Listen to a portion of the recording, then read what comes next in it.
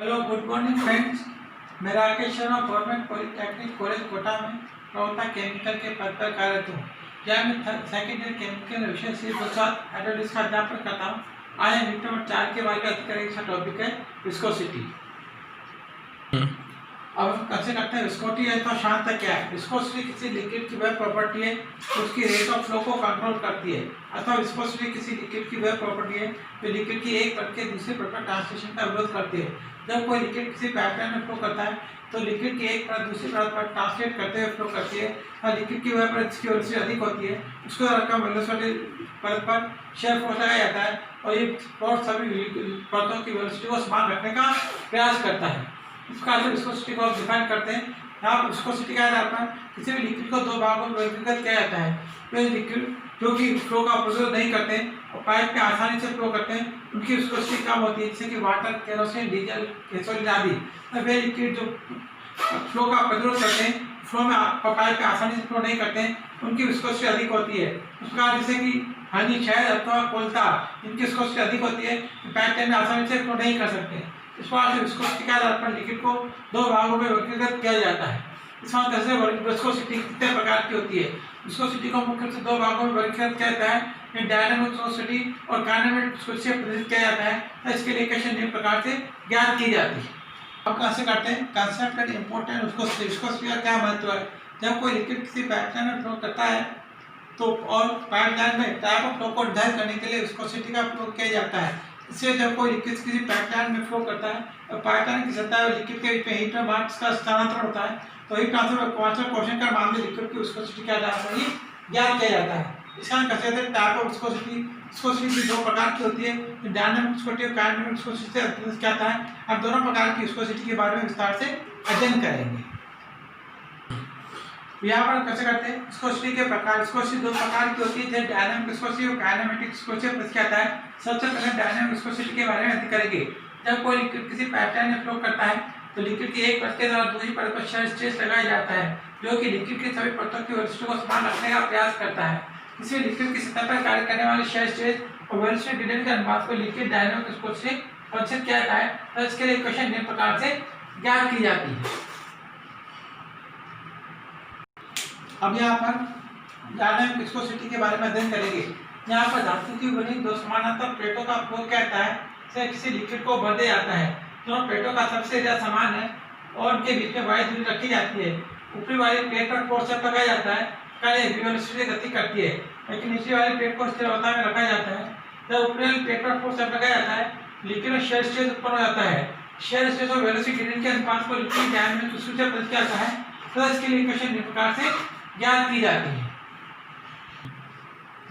अब यहाँ पर पूछा जाता है F बराबर force applied on upper plate. ऊपरी वाली प्लेट पर फोर्स F लगाया जाता है। V बराबर वेलोसिटी ऑफ द प्लेट। ऊपरी प्लेट की वेलोसिटी को V से प्रदर्शित किया जाता है। A बराबर surface area of each plate. प्रत्येक प्लेट का सरफेस एरिया समान से A के प्रदर्शित किया जाता है। बराबर डिस्टेंस बिटवीन द प्लेट। प्लेटों के बीच की दूरी को Y से प्रदर्शित किया जाता है। म्यू बराबर viscosity of liquid present between the plates. दोनों प्लेटों के बीच में लिक्विड उपस्थित है उसकी विस्कोसिटी को म्यू से प्रदर्शित किया जाता है। तो यहाँ पर shear stress acting on the liquid. Liquid सतह पर कार्य करने वाले शेयर स्ट्रेस को टॉ से प्रदर्शित किया जाता है। V अपन Y को वेलोसिटी ग्रेडियंट या रेट ऑफ शेयर से प्रदर्शित किया जाता है। अब यहाँ पर शेयर स्ट्रेस का मान प्रदर्शित किया जाता है तो बराबर F अपॉन A फोर्स पर एरिया। वेलोसिटी ग्रेडियंट या रेट ऑफ शेयर को V अपन Y से प्रदर्शित किया जाता है। इसका डायनामिक विस्कोसिटी के यूनिट ज्ञात की जाती है। Dynamic viscosity of liquid mu बराबर टॉ अपॉन म्यू अपॉन Y। टॉ बराबर म्यू बराबर mu F upon A upon V upon Y। Mu बराबर F Y अपॉन A। इस प्रकार से लिक्विड की डायनामिक विस्कोसिटी का मान ज्ञात किया जाता है। अब यहाँ पर हम कैसे करते हैं units of dynamic viscosity. Dynamic viscosity unit किस प्रकार से ज्ञात की जाती है। जैसा कि हमने म्यू बराबर F Y upon A V। Force की ऊंचाई पर न्यूटन से, डिस्टेंस यूनिट की मीटर से, एरिया की मीटर स्क्वायर से, वेलोसिटी की मीटर प्रति सेकंड से प्रदर्शित आती है। यहाँ मीटर कैंसिल हो गया, equation newton second upon metre square से डायनामिक विस्कोसिटी का मान ज्ञात जाता है। इसका हम जानते हैं न्यूटन के गति का दूसरा नियम है F बराबर m है। न्यूटन बराबर किलोग्राम मीटर प्रति सेकंड स्क्वायर। यहाँ पर मान रखा था F बराबर म्यू बराबर किलोग्राम मीटर प्रति second square into second upon metre square.